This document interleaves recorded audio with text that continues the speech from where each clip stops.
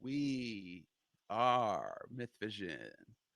Welcome to MythVision, and I'm back again to host for Derek, who's moving and going to the West Coast. It's like the Oregon. Right.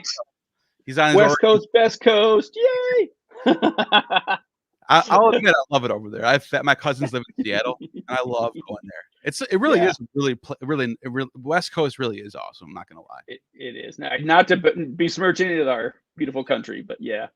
Yeah. So is. David, It's so great to have you here. Yeah, it's so great to be here with you. Yeah, man.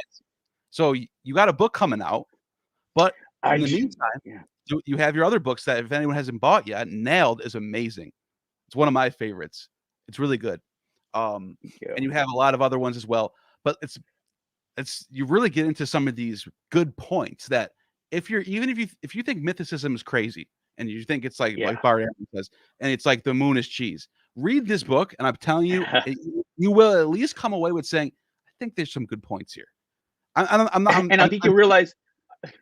I think you also realize that Bart Ehrman is one of the best mythicist writers out there. He just doesn't know it, because all the work he's done, and I'm a huge Bart Ehrman fan. Absolutely. But the work he's done on forgery, on orthodox corruption of scripture, on just all the myths and Christianities, everything down the line is pulling the rug out underneath the position he has now. And I think one day that'll catch up to him and he'll realize that. But yeah. Well, I mean, if you want to start off and talk about the book you got coming out, or do you want to give some examples? Well, yeah, let's do. I mean, I usually talk about the Jesus historicity thing because that's kind of my bread and butter, what I'm best known for. And this new book is sort of like that on steroids. Last year, the year before, I did a talk for the Global Center for Religious Research for their historical Jesus conference. And one of the things that came out that I wanted to talk about was how, mythicism is not ridiculous for many reasons. And one of them was it's not just Jesus, because after 20 plus years in this whole Jesus historicity game, one of the most surprising side effects of that was how often Buddhists would come up to me and say, oh, you know what? We're having the same debates in our circles, whether the Buddha actually lived or not. And ex-Muslims would come up to me and say, yeah, we're having the same debates in our circles on whether Muhammad existed or not. And it's like, yeah, Buddha I can get. Muhammad, that blew my mind. And so to prep for this talk, I thought, you know what I should do? I should just check into the other major religions and see if anybody else, their founder figures match that pattern. Guess how many of them match that pattern? Every single one of them. All the major world religions, when you look at the biographies, quote unquote, of their founder figures, they're all super, super dodgy, to the point now where I don't think any of them are actual figures. I think they're all made up figures like the Prophet Mormon or the Angel Moroni. And the real authors of these religions are these faceless guys who will never know their names, probably. Yeah, that's interesting. And so if somebody would ask you, what if the possibility is that there was a person, they mythologize these people, and now we just lost that person? Is that a possibility? Yeah. Well, here's the thing. I mean, that was my starting position of Jesus 20 years ago. It never even crossed my mind as an atheist to doubt that there was a Jesus, because, like, of course there was a Jesus. Why wouldn't there be? And it wasn't until I got curious to know, when you read the four Gospels, you're getting pictures of four very different Jesuses. And a lot of times they're not even trying to match up with each other. Right. And that kind of blew me away. So I remember at one point wanting to try to parse out which gospel is giving us the real Jesus and which is just the ones that are subject to legendary bullshit that came later. And so, long story short on that, about 2 years into that, I started realizing, oh, I'm beginning to think this guy didn't exist at all. And when I found out that Earl Doherty had been there long before me, Richard Carey and Robert Price had bumped into these guys, and we started, brilliant scholars. Yeah, thank you. They've done so much in the last 20 years. It's wild. When I wrote Nailed in 2010, it was just to point out, like, the major ways that this official story of Jesus doesn't hold up whether Christianity is true or not, whether there was a real Jesus or not, this we know cannot be true the way it's presented in the Bible. And one of the closing chapters was, can Jesus be saved? And I just talked about all the ways that early Christianity would be different. The New Testament would be different. Other first century developments, how they would be different if Jesus was just a guy.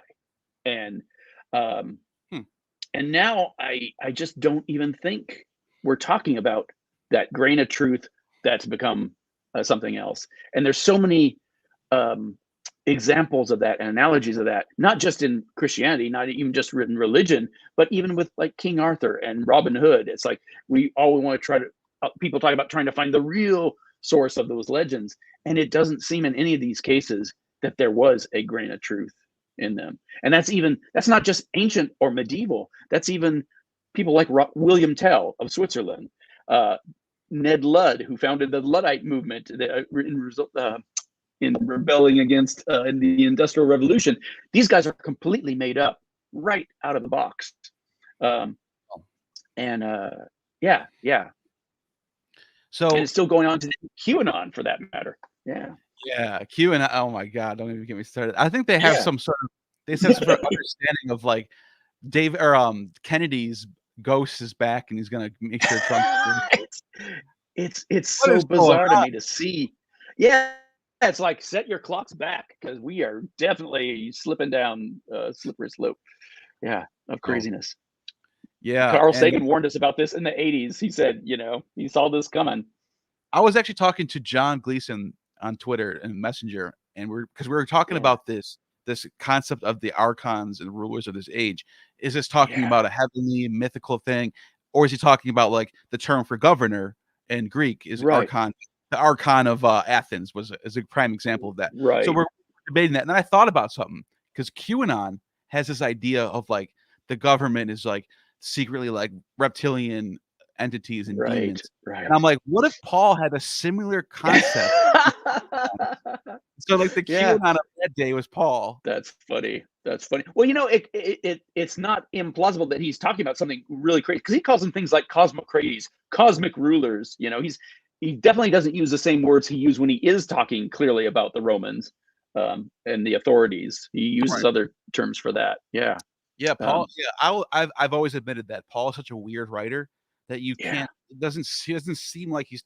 Sometimes it does seem like he's talking about something that's not real. Yeah. Well, and he's very out front. Not just Paul, but all the Christians of his generation are talking about. We're wrestling against principalities, not flesh and blood, but spiritual entities from space, basically, from the heavens, and he very famously talks about the third heaven and the fourth heaven, these layers of heavens that we don't have anymore. But back then, he clearly signed on for this. Because here's one of the examples that makes me think the other way is when he talks about the night he was handed over, for example, and I think it's in 1 Corinthians.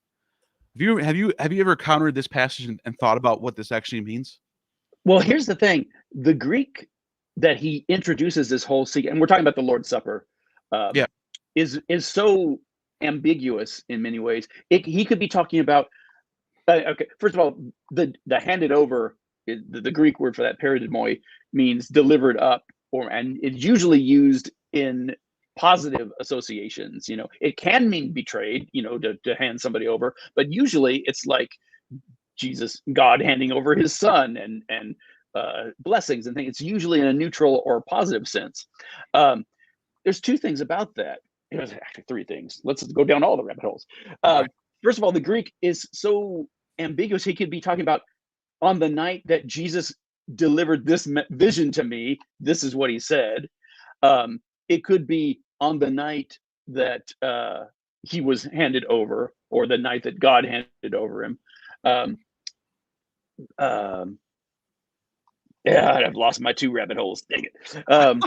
It happens. But it's not a done deal that he's talking about betrayal. But the ambiguity of that term, that Greek term, you could see how Mark would pick up on that and say, "Oh yeah, betrayed. I like that." And because he builds so much of his Jesus on things he's read in Paul's letter, like characters become mentioned in Paul's letters become characters in the gospel, that kind of thing. Oh, and I was just going to say, the Lord's Supper, Christianity is not the first religion to have a Lord's Supper. They were all over the place. All the pagans had Lord's Suppers and ladies' suppers, and he never calls it the Last Supper. And he acts as though no one would know this thing had ever happened if not for him. And he's constantly saying things like that no one would know about Jesus if it weren't for preachers like him, because up till now he's been a mystery hidden away by God. But if you read the scriptures as well as he can, and if you have visions and of revelations of the Lord like he does, that makes you an apostle, and that gets you. That's how you can know this is the real deal.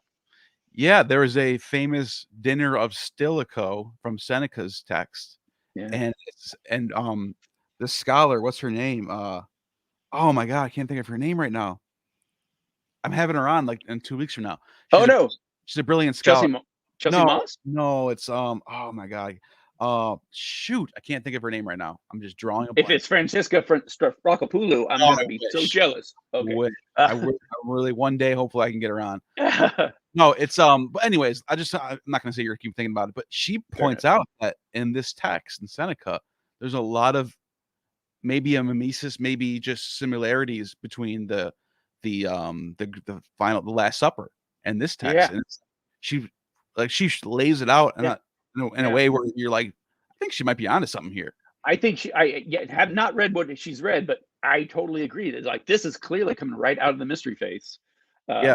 And when Paul talks about you can't sit at the table of the Lord and the table of demons, he's saying that there's other Lord's Suppers, but for us there's just one Lord.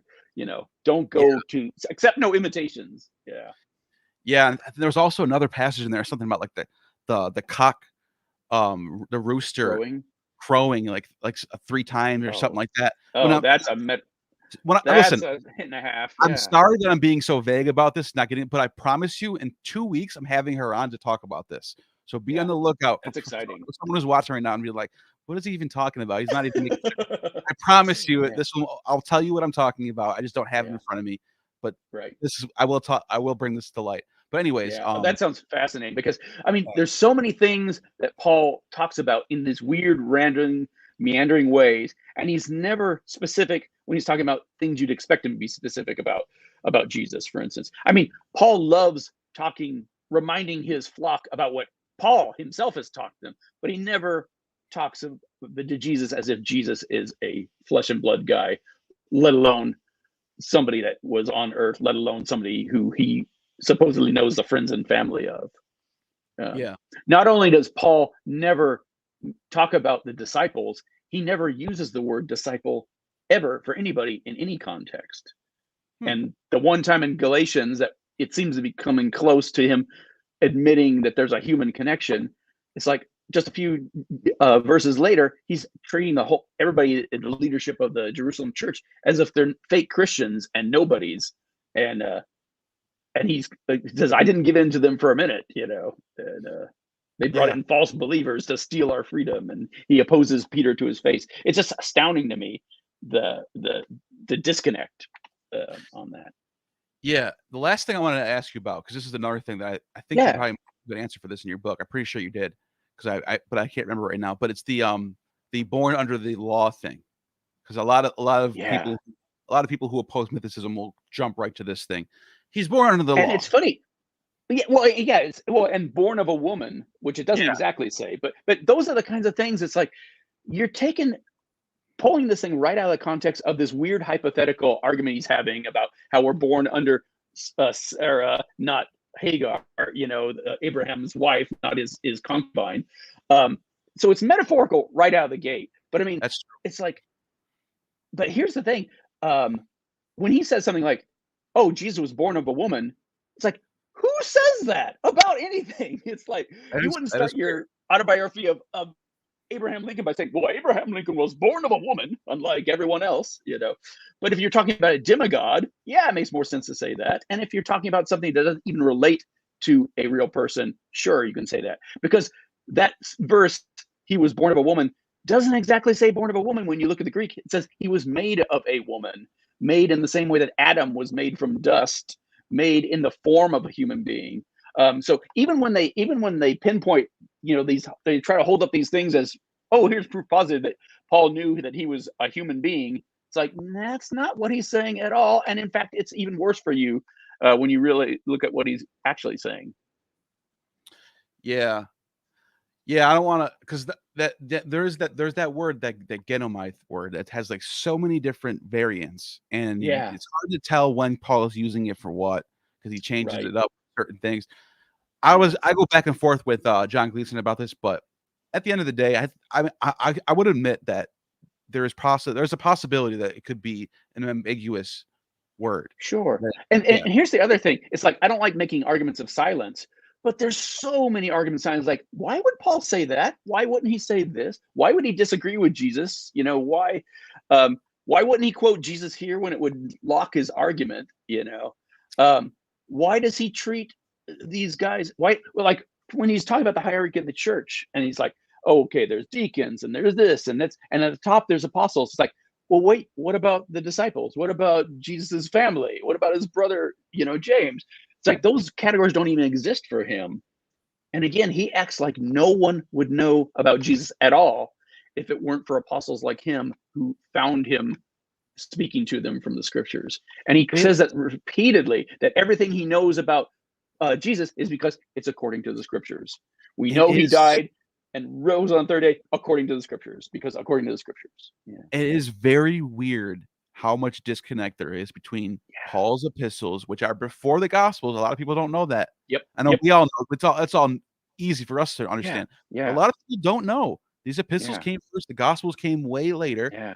And the level of information that's not sent, that's not brought from Paul.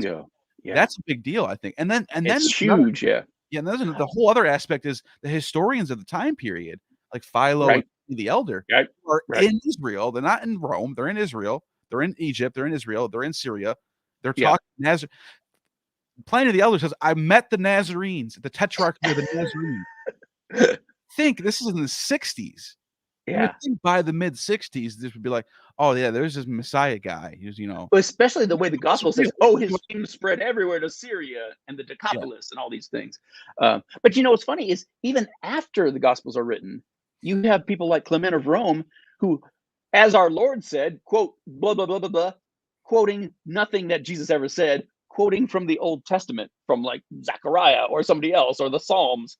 And he treats it as though this is Jesus talking to us. It boggles my mind. And those are the things that make me want to at least defend the position as being a good position. It's not like crazy. Not a conspiracy. Absolutely. Yeah, absolutely, it's not. And I want to say that right out of that. I usually start off conversations like this by saying, you know what? It's no skin off my nose if there was a Jesus or not. It's not like all of a sudden Christianity is going to make sense if there was a real dude named Jesus walking around preaching his crazy nonsense that we all know is crazy nonsense. But here's the thing. Our evidence doesn't point that way. And it doesn't look like Christianity started with an actual dude. And in fact, it's gotten to the point now where we realize, and historians have said this already, we can completely make sense of early Christianity, whether there was a single founder or not. And that's a huge deal. Yeah. I get that. There's some super chats we'll get to. Chris, thank you for the super chat. Please read the book yourself, unlike the Mormon one. Fortunately, I have read Nailed and I have read Jesus Mything in Action. Props to David Smalley for reading Mormon, but even David Smalley admits, oh, I wish I had never read it, because he feels like he did a terrible job. And maybe someday I'll have to sit down in a studio when I get a chance and redo the Mormons. But I didn't know what he meant by that, but now I get what you're saying. Oh yeah, it's all the Mormon books. Yeah. I just like to read my own. I just read books myself. I'm not really an audiobook kind of person. Sometimes I will. Actually, I really liked Seth Andrews doing. You gotta love the Seth Andrews doing the audiobook. Yeah. Honestly, the thing I like about not having audiobooks is you get all the footnotes when you have the printed book or the Kindle version. So you should really buy all of them. You should really buy all of them, is what I'm saying. That's nice. There you go. But you should though. Yeah. So Joel Pearson says, I'm a big fan of David, including his sci-fi books, and on his ideas. Interesting. Awesome. I'm a big fan of Joel Pearson, so yeah. Joel's good dude. Good dude. Thank you, sir. Yeah. Inquisitive Mind says, do non-Christian sources mention Jesus? Not so later. That is a great question. Yeah, for the most part. Well, and I spent a whole chunk of Neal talking about this, how when you hear preachers talk about Jesus, they act as if there's 100 different sources for Jesus. No.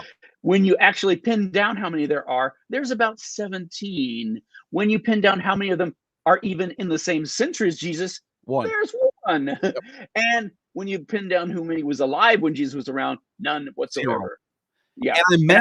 And I mentioned before we even got to this question, we have authors who write volumes, encyclopedias worth of stuff. I'm not just talking about one little treatise here, one epistle here. Philo and Pliny the Elder are the big two pillars in this topic. There's 20 other ones besides them. It's not just these two, but these two in particular. And then you also have Nicodemus of Nicodemus, the historian for Herod. Yes. There's a whole slew, and it's like when in Nailed, I talk about them, but I don't even bring them up in Jesus Myth in Action, because again, I don't really care about arguments from silence. But I will say you can make a huge argument of silence, and not just by listing all the Roman and Greek and Jewish authors who didn't mention Jesus, but just restricting it to the ones who had a reason to mention Jesus.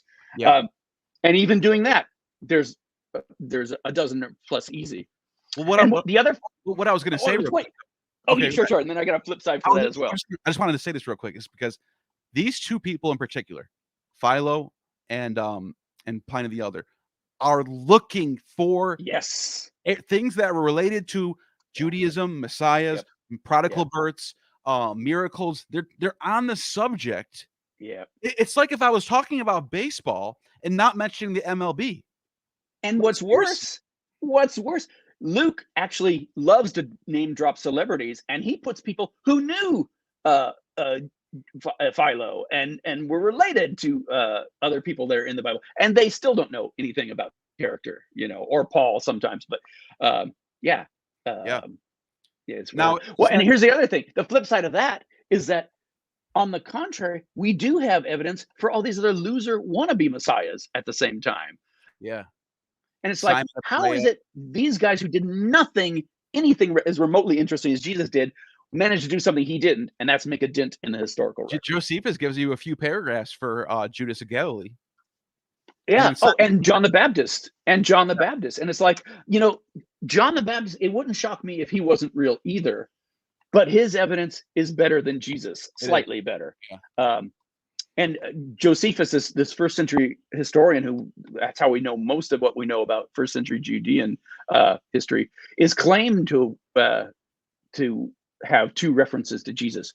One is a known forgery, and it's not just a forgery, but it's clearly one that's been written by a guy named Eusebius 300 years after the fact, and no one seems to have known about it until he writes it, and then nobody until Jerome 200 years later knows about it either. So like for half a millennia, nobody knows about this passage that was supposedly written 300 years ago, except this one dude. And then there's another reference, the so-called James, brother of the Lord reference, where it makes no sense if it's about James, whether he was the brother of the Lord or the head of the Jerusalem church. It makes perfect sense if it's about the James who's the brother of the high priest, Jesus, son of Damnius, who it says in the story itself. It's like, if you just read the damn story and realize they tell you who they're talking about, then that little snippet there, it says James, the brother of Jesus, who was called Christ, you can tell that was just a liner note that made it in, because it makes no sense if this story was about a Christian leader at all. Well, why do you think so many people miss that? Because I know exactly what you're talking about. I don't think they miss that, but I think Christians are so desperate to hang on to Josephus, because if you take those two dodgy, disputed passages and get rid of them, you've got nothing in the entire first century to corroborate the Gospels. Well, what about there are critical atheist scholars who think that this is about Jesus being the brother of the Lord? What do you think gives? What do you think? Why do you think people like that miss the Jesus Ben Damnius thing? To be honest with you, I don't know. I don't get it. Because even Bart Ehrman, the arch historicist, says, you know what? Even if every single word in this passage in Josephus was true, he's just saying what Christians were saying around his time at the end of the first century. That's what I've always talked about. He says it adds nothing. It says it adds nothing to the conversation. Well, that's why I always say we get so hung up on the Josephus thing when we talk about mythicism and historicism. This is 96 AD. You don't have to like this is so late that even if even if mythicism is true, he can still be writing this stuff thinking that he read Paul or he heard of the gospel or something, or just heard some dude talking on the street. Yeah, absolutely. Yeah, and that's true. But I mean, this is another case of where it doesn't have to be this way, but it sure looks this way, that it is a complete forgery, and it's not even just the fact that we know it was forged at all is a hint and a half. But they've moved the goals to say, it's only partial forgery, or it's all forgery, but he did write something about Jesus, and somebody charted it up. It's like, dude. Well, to add to all this, because the kicker, after everything we just said, at the end of the day, there's another 2 decades go by when no one talks about this, and then we get Pliny the Younger, we get Suetonius, we get Tacitus, and all these guys are talking about him as if they never heard of him. They're getting his name wrong. They're calling him Crestus. Yes, thank you. And even worse, usually they're just talking about Christians. Nobody doubts there were Christians in the first century and the second century. But and when they do mention the founder of this religion, like I love it when people bring up somebody like Marshall, the satirist, because it's like quoting the Jerry Seinfeld of 300 years later, for starters. And he says things like, that crucified guy that the Christians worship. And then he talks about how naive and gullible the Christians are, and that this guy wrote on their scriptures. Like, dude, you really don't want to be using him as a source. Why would you want to have that as your source? Does not make you guys look good at all, and it does not say what you think it says, for starters. So it's kind of hilarious. That reminds me. Well, actually, let's go to the next super chat. We could jump back. Yeah, thank you, Inquisitive Mind. That was an awesome question. Yeah, great question. David, he was born of a woman and had a brother. Oh wait, I was thinking about Addis, Krishna. Snap. Yeah, and again, that's the thing that blows my mind is we see these tropes and these themes showing up again and again and again. And, Islam gets it from Christianity, gets it from Judaism, gets it from Zoroastrianism, gets it from Mesopotamia, gets it from Persia. It's like they're all piggybacking on each other. And did you know that Addis had a Holy Week in March? He had a Day of Blood. Following the Day of Blood was Castration Day. Following the Day of Blood was 3 days, a 3-day festival, and then the final day of what was it called? It was called something, not resurrection. Hilaria? Something like it was that? like something like, he's definitely back. It's Addis is back. Yeah. Because his magic blood makes the rose rise up. Yep. So it's like a lot of commonality. It's not exactly the same. It's not, look, Addis is equal to Jesus. But you can none of them are the same. Yeah, exactly. You can totally see that they're coming from the same mystery faith. Well, that's the other thing is like Victorians felt the need to say, this is clearly all copy cutters. Like, no, dude, Christianity is not a cookie cutter copy of the mystery faiths. It is a mystery faith, and it's like Mormonism is not the same as mainstream Christianity, but it is a spinoff from Christianity. It's definitely coming from that same drinking, I was able to find the notes that I got from a slideshow that I was there it is. This is from a PhD in early Christianity, and I'm David Litwell. I wasn't supposed to show the whole thing, but I can show this one slide. But anyways, you can see there's a Day of Blood, March 25th, and then after there's 3 more days after that. I'm trying to find where he has this one. Is this it right here? Day of Washing. March 27th. The Day of Washing. Day of Washing. Think about that. What is like? Is that cleansing or rebirth? You know what I mean? It's I don't know. All these.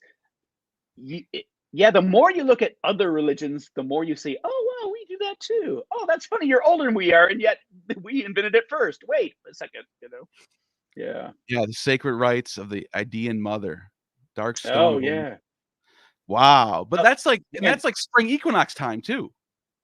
Oh yeah. Oh, don't get me started on the calendar. Sure, that's a whole other rabbit hole we can go down to, and just all the Great Mother and like the Anatolian Great Mother, the Syrian Great Mother. They also did the washing of the rock that symbolizes them. You know, so much overlap. And I think a lot of this comes from the Akitu festival from the Babylonians, where they're celebrating Marduk and Ishtar. The myth of Ishtar, we know that it says in the text that she went down to hell for 3 days and raises the dead up with her. And well, after she gets hung up for 3 days. Yeah, exactly. Yeah, exactly. Yeah, pinned to a wall. It says that she there was a nail pinned into her. Like the text is, I can't read Akkadian, but from the translations that I've read, it sounds pretty it's what is pretty going nasty on? meat hooky. It's pretty nasty. Crazy. Yeah, that's nuts. Yeah, people should look into that. Don't just take my word for it. Look into it yourself. Absolutely. Let's see the next one.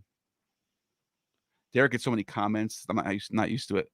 Chris, are there any New Testament manuscripts that don't include the gospel according to Mark, Matthew, John, Luke, or do we only know of them from quotations? Okay, I think there's a couple questions going on here, and I'm not sure which one exactly you're asking. But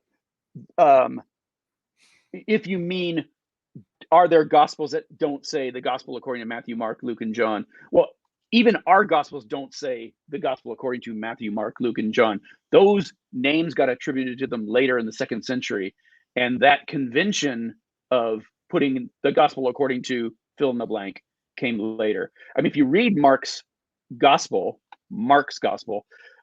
title's right there in verse 1, the story of Jesus, the Son of God, Jesus Christ, the Son of God.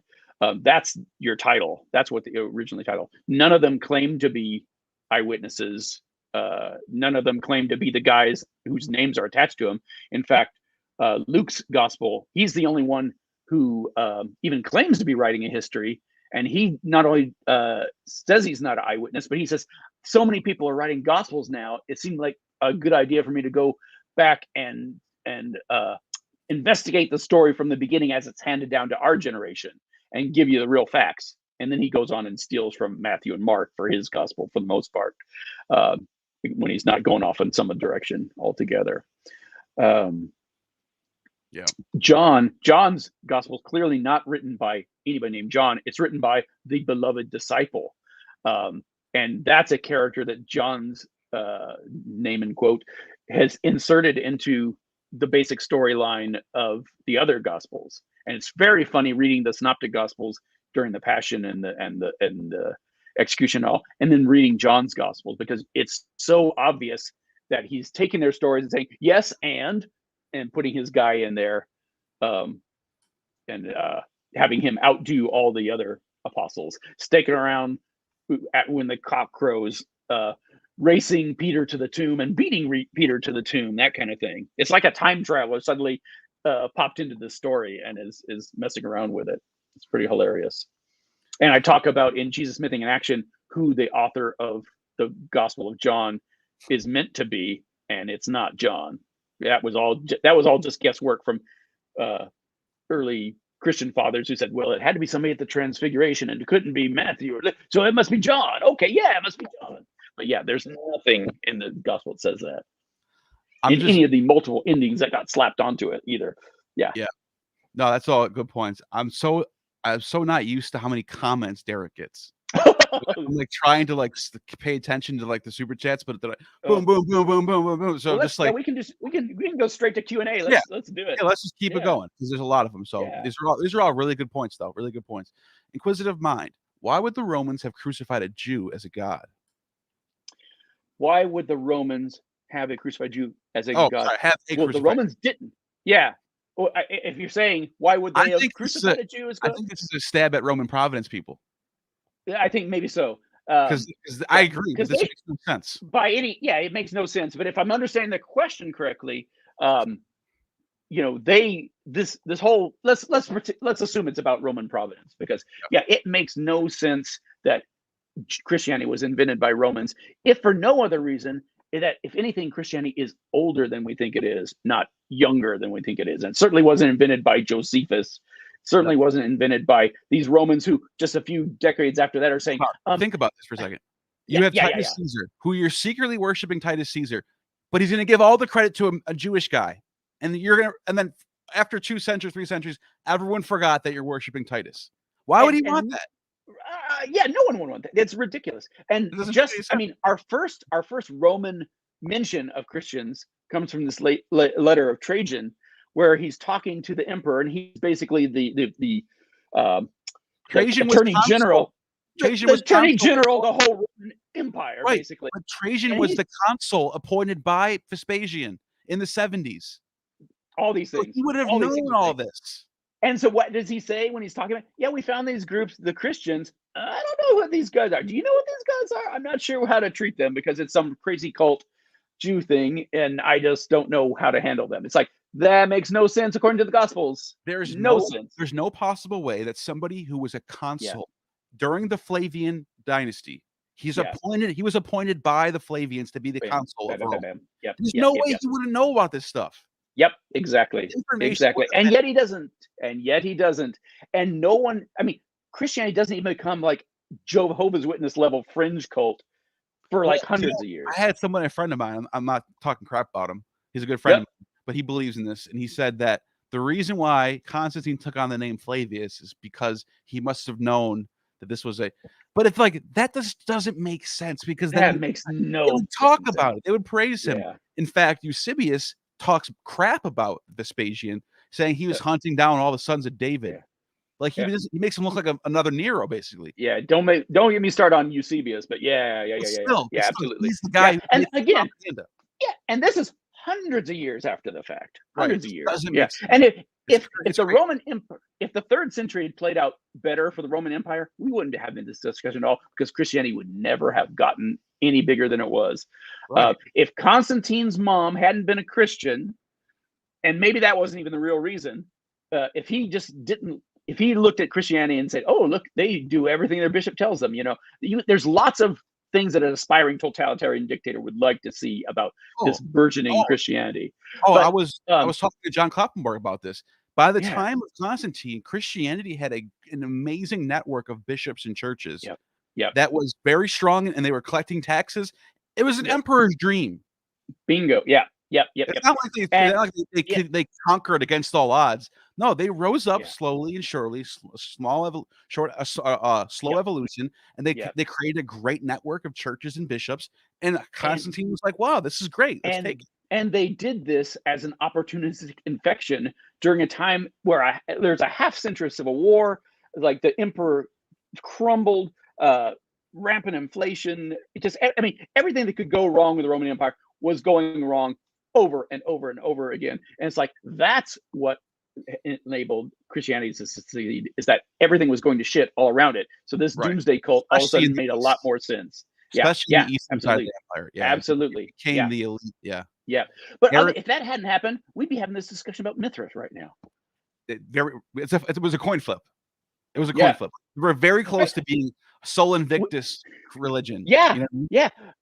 Things been a little different for Babylon. We'd be having this discussion about Marduk. He'd be the one true God. And they're all just different faces of Platonism, basically. They're all just different.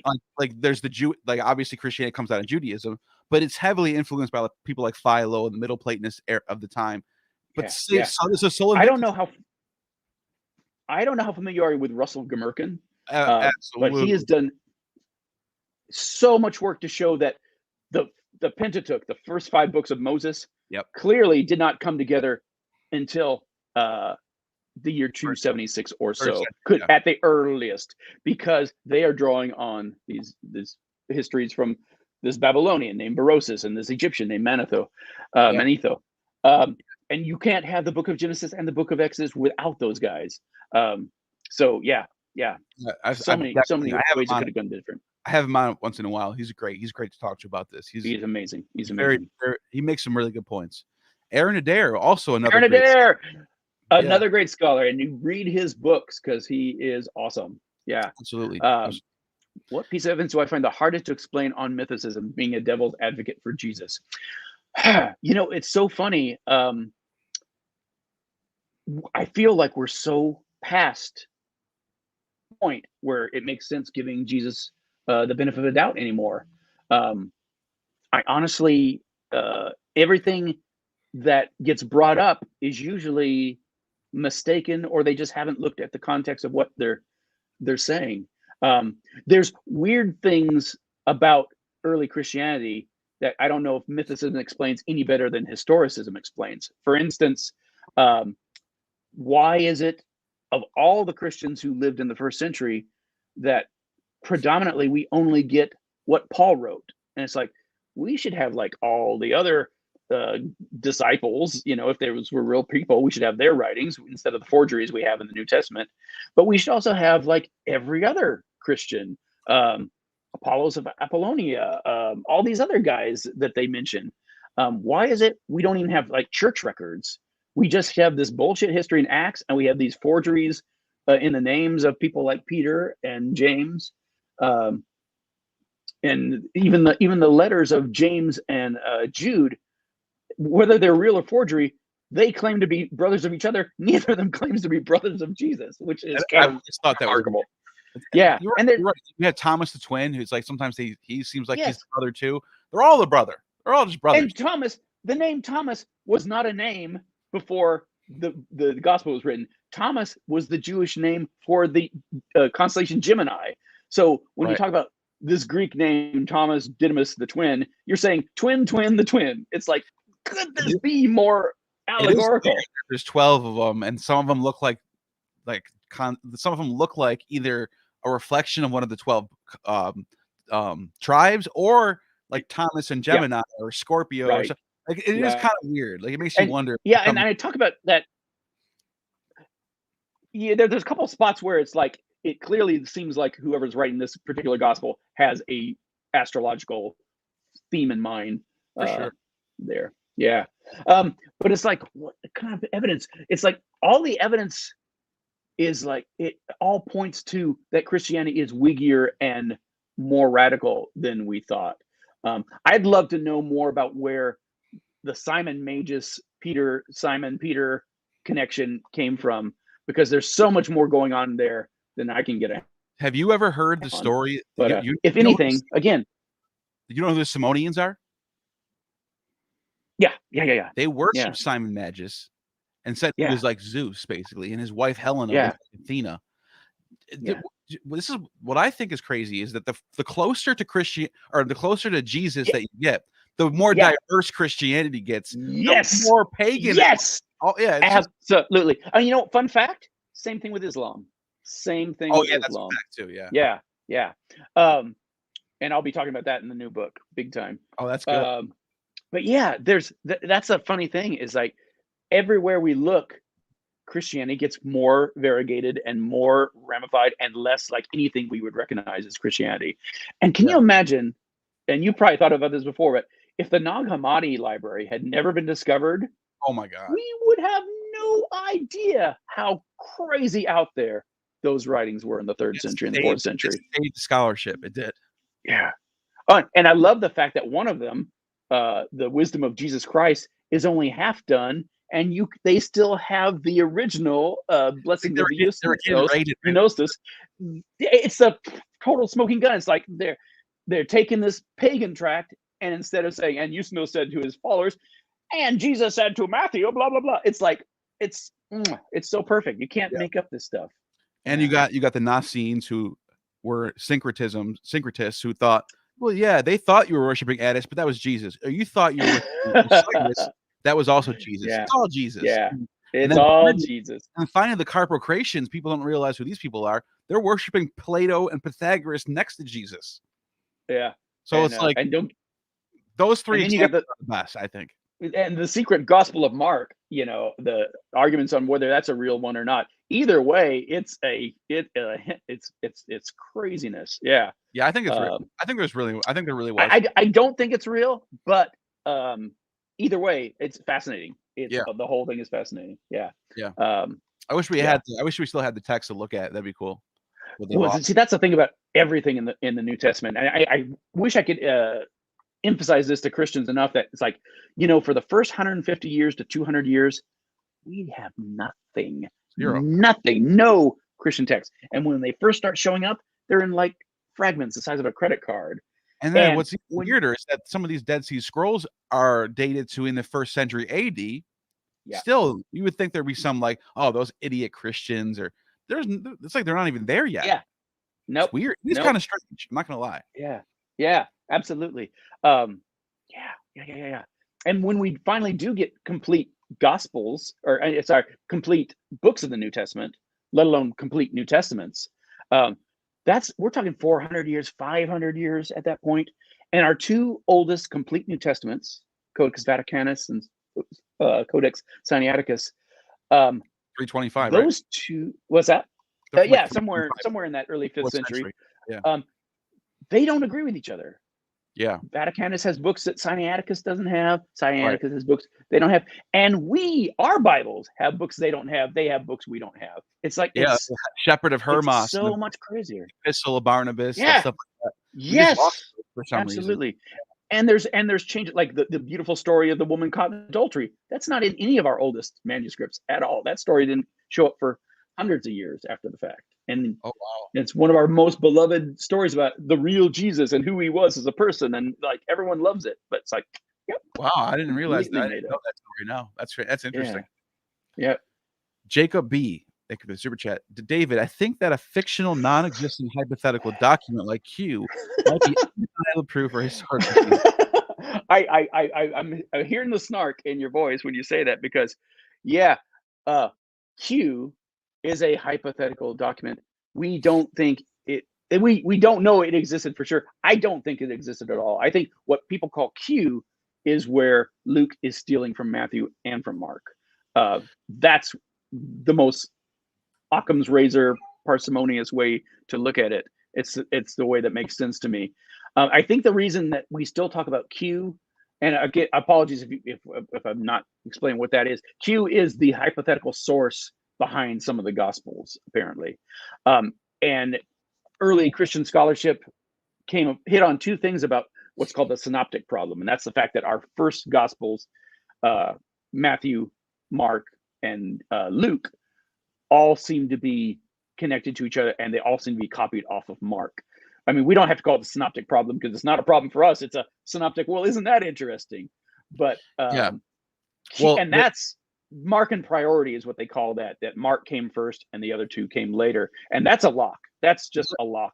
Sure. And Q and Markan priority were attached at the hip when they were first suggested. So Q's had a free ride all this time, but there's no good evidence for Q. I think the strongest case for Q, to be fair, is that Papias of Hierapolis, who's living in the 1st and 2nd century, mentions a logia or something along the lines of But that and Q are not necessarily the same thing at all. No, because the Q is just a German word that means like source or something. Source, exactly. Yeah. But what I'm saying is what he's calling the logia, and McDonald talks about this too. Is like, were our Gospels based on something like a logia? And maybe so, but that's not what they're saying Q is. We lost. We lost. And I was going to say, and there's also the problem that when people like Papias and other church fathers, when they're describing what they call Matthew's gospel and Mark's gospel, it doesn't sound like our gospel at all. It sounds like some kind of sayings source. Here's what it says: Papias of Hierapolis, 60 to 130 AD, bishop of Anatolia, whose book Expositions of the Oracles of the Lord, where he states that Matthew compiled the logia in the Hebrew language, and a person interpreted them and was able to survive. So we just we have a claim. We have a claim. Yeah, we don't have archaeology. We just have a guy who's pretty early. He can't lie. He's one of the earliest Christians that we have. He's but I mean, he's early for Christian, but he's not early for Christianity. No, he's second century still. Second century, that's 100 years plus. Yeah. But still, that's the big. That's what we've got. That's what we got. But here's the other thing: is like we know the Gospels weren't originally written in Hebrew because there's just way too much.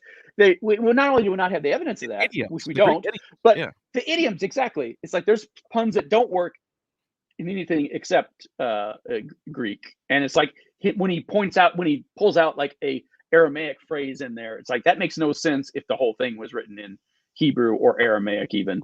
Well, there's even Latin idioms in Mark. Mark has Latin. There you go. Yeah. Well, and why would there be Latin and Greek idioms if it's a Hebrew book? And some of these gospels have litanies that were clearly taken from a Greek or other pagan sources. It's like there's a I'm trying to think exactly which verse it is, but there's a verse where Paul's Jesus says a quote that's right out of the Bacchae. It's like he said, "Why do you kick against the pricks?" It's like that's a line from a play. There's it's a lot like, of that. You know, it's like Quentin. It's like Queen Mary quoting Quentin Tarantino, Virgin Mary quoting Quentin Tarantino. Yeah, it's all those kind of things. Hey, baby cat, I'm on a podcast right now. Why don't you not meow so much? Yeah, come here. That sounds good. That sounds adorable, though. That's cool. Yeah. Let's see. Where were we? Anyway, thank you, get Jacob B. for that. Get the solo layout real quick. Nice. Come here, cat. There we go. Yeah, say hi to the folks. You got crud in your face. What's going on here? Yeah. John. Oh, here we go. Here we go. John McCarron. Is there evidence? If the evidence of Jesus is piss poor, I wonder how bad the evidence for the Old Testament is. Also, did Justice Tiberius live down the street to JC?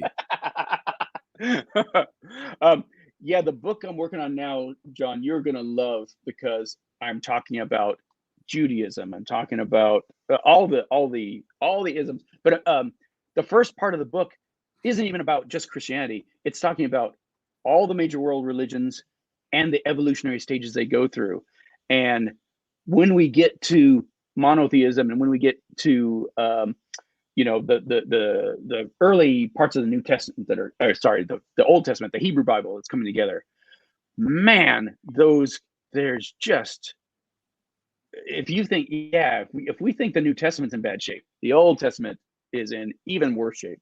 I would recommend talk about borrowing from pagan sources. Holy crap! Yeah, Israel Finkelstein's books about is there really a David? Is there Solomon? Is there Abraham? Yes, absolutely. Really, there's no archaeology for Abraham. Let's talk about Abraham. We have a story of a guy who goes to battles with armies against other kings with camels that hadn't been domesticated yet. Yeah, that's a claim that you can test. You can look for archaeology.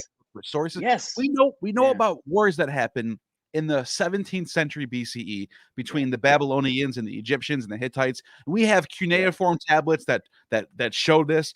We even have physical evidence of those battles. Yeah, absolutely. Yeah, we have physical stuff that says, my name is King blah blah blah. I battled against King blah blah blah. I wiped them out today. We have all that stuff. We have the arrowheads and whatnot. Abraham goes to war in Syria. And he's doing all these crazy battles and winning all this land, and we have nothing. It's like, and you could say the same thing for Moses. You could say the same thing for Joshua and the conquest of Canaan. It just down the line. It's like nope. Nobody mentions Abraham. Nobody. No other kings in the region are like this guy Abraham. He's doing his thing over there. Nothing like it. Not even a script at all. Yeah. And the character names all of a sudden start sounding like, oh, this actually sounds like a pagan god. Oh, this sounds like a local hero who has nothing to do with Yahweh. My name is Father of Nations. I was named that by my. Yes. Yeah. Yes. Exactly. And it's just that patently allegorical. Again and again and again, and it's like, and this is why this is named the Well of so and so because this story happened that we just told you. If I had a guess, I'd say the first real king might have been David, but it's not this giant empire. Let's think. Probably. I was gonna say probably once. And maybe Saul, but David was not the dude we think of as David. The kingdom of David was not the kingdom we think of. No. Solomon may have not existed at all, and I'm still trying to wrap my head around that because they're talking about Temple of Solomon certainly. Yeah, we're talking about Solomon having all this land and all these different wives. And he's basically the most famous, richest man. Nah, it didn't happen. Yeah. And talking about the Solomonic temple. I don't think so. No. It does not look like it. Archaeologically, it does not look like it. Yeah. The kings after Solomon, we have some pretty good evidence for. They start to show up in the historical record. Yeah. And there's some. Yeah, and it's heavily propagandized. And so there's very problematic claims that are made.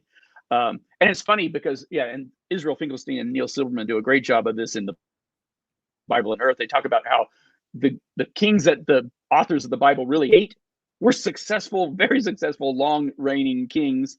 And the ones they pin their hopes on, like Josiah, boop, he dies. It's like there's a paragraph of what he did, and then boom, boom, boom, boom, dead. It's strange. Yeah, it is very strange. And so it seems like real history that we can depend on doesn't start happening until after the Babylonian exile, and then it gets a little more. You can adjust for bias, but at least we have physical evidence of like King Hezekiah, and we know the stories of his run-ins with other countries didn't go as well as he says it do in the Bible, because we've got the other side of it too, and we've got the archaeological evidence of that. But it seems like everything that we think of as the Hebrew Bible, the Old Testament, there's chunks of it, nuggets of that go back to pagan times, and the pagan roots are very much on display when you read through the Bible. But putting it all together, taking all these ancestors who were supposedly descended from each other, Abraham, Isaac, Jacob, all those guys, those were probably different tribes altogether who worshiped different gods, and they've all been put together and streamlined into one continuous story. And that's been done. For instance, in the case of the Pentateuch, we know that couldn't have been done before the year 276, and was probably done right around then. Russell Gmerkin even makes the argument that for all our the evidence we have, it looks like the Hebrew Bible was written the same time at the Greek translation of the Hebrew Bible was written, and in the same place in Alexandria, Egypt. And the arguments he used to pin down, and that's why we know this, and that's why that, and it pins this spot in time. It blows my mind. You got Herodotus in the 5th century BCE, who's writing about his geography is pretty like he talks about a lot of stuff that didn't happen. He's pretty gold guarding griffin flying around in the sky. Okay, that didn't happen. But his geography though is not that bad. He's like, okay, here's Egypt, here's the Gaza, here's Phoenicia, here's Syria. Where no Israel? Why? No, that's weird. Yeah, I think you missed one there, Herodotus. Yeah. Well, what that tells you is that they're not that big of they're not big enough to be like in the picture yet. They're just kind of there. And they're probably just like colonized by the Egyptians or the Babylonians, like getting fought in between. Yep. You know what I mean? Constantly, they were stuck between those two, and the whole united monarchy of Israel and Judah. Yeah, that probably never happened either. We just don't have any evidence, and it's even like more mundane things like Josiah's reforms that, on the face of it, it's totally logical. It's not implausible, but it, when they get completely missed, and you have like the prophet Jeremiah talking about what bad kings all these guys were. It's like, well, what about Josiah? Oh no, he sucked too. It's like, oh wait, where's that coming from? There's a great book, The Bible Against Itself, where it talks about all these places where these authors of the Bible over here are feuding with these authors of the Bible over here. Yeah, that's good. Mythic Lunch. I highly recommend David's Complete Heretics Guide, books, and Nailed. Thanks for having him on. Speaking about that, there you go, right there. Amazon. Just type in David Fitzgerald at Amazon, and it comes right up. Yep. Just that easy. It's just that easy. Oh, thank you, Kristen. I'll drop a link in the chat just so they can see it. Yeah. Cool. I freaking adore her. So yeah, keep an eye out for her as well, because she knows what she's talking about. I've seen Mythic Life around. Yeah, she's good to see her. Good to have company, Yep. Let's see. There's so many comments. Yay! Keep them coming. Let's do it. Jacob B says, David, how can you say that Jesus was myth? People didn't believe in this 2,000 years ago. They were rational and scrupulous historians back then. He got me there. That's the biggest problem with mythicism, is that, exactly. Yeah. You got me, Jacob B. Yeah. I was just reading, and the game Skyrim? Yeah. Video game. So in the game, for like the super nerds, in the game, they have books that you can pick up and read in the game. Awesome. And they go into detail. The lore in this game. Well, one of the books is about the god, is about this dragon god, Akatosh. Yeah. And it's so funny because whoever wrote this was thinking of like an apologist, because the person's like, We don't believe in myths. We're real rational thinkers. Our dragon god is real. Oh my goodness! And here's the proof of our dragon god. About it. I should make. You know what? When I grew up in the '80s and video games sucked, I didn't realize what a blessing that was, because I didn't want to play Pac-Man because I wanted a game like Skyrim back in the 1980s. I'm so glad I didn't. I'm not into video games now, or I would be a Skyrim addict, and it would just eat your whole life away. It would eat my whole life away. Yeah, it's just that's why I stay away from it now. Yeah, I used to love Jacob B. Awesome point. Yep. Yeah. Thank you, Jacob. Yeah. Inquisitive Mind says, do you think the real Jesus was a freedom fighter? Or was he a Hasidic Jew? Or was he a first revolutionary? Or was he the first feminist? Or was he fill in the blanks? There's so many. Robert M. Price has a great quote about it. It's like, there's so many reconstructed possible Jesuses on display, and they all sound great until you read them. And he could have been a freedom fighter. Yeah, he could have been a zealot. Yeah, he could have been, fill in the blank. And there's verses to, you take a little constellation of verses here and there and ignore the rest, and you can assemble a Jesus like that. You can do that infinitely and come up with Jesus, but he couldn't have very well been all of them at the same time. And another thing Price says that I've always loved is that, for all intents and purposes, even if there was a Jesus in the first century, there isn't one anymore, because everything that we think we know about Jesus is written about no one who actually existed in the first century. Whatever real Jesus there was, if there ever was one, is completely vanished. There's just all the way down. There's just no way of getting. There's no way of getting to him. Because Yeah. everything we have of him is all written by people who are not contemporary, who are later, who are mythologizing him. So it's like there's really nothing we can say about if he existed or or who he really was, or you just can't get to it. And there's other figures in history, especially ancient history, where we have all that myth on top of them, but there's a residue at the bottom where there is a real history behind that person. But then you get somebody like Aesop or Pythagoras or Jesus, and it's like, I think it's myth all the way down. And all the stories about them. Go ahead. I've heard people bring up like, well, some of these parables, or the idea of turning your cheek or loving your neighbor, that could be original to Jesus. But it's like, we have people, not Greek, but Jewish philosophers, who are already saying the same things right before. Yes. And there's so many examples of that. Yeah, there's so many examples of that, where not only like, this is what's rich, when the Gospels have them saying, he does not speak like the scribes of the Pharisees. He says these amazing radical things. And no, he speaks exactly like the Pharisees. The Pharisees would have loved somebody like Jesus, because not only does he quote their teachings, but they hated the Sadducees just like Jesus did.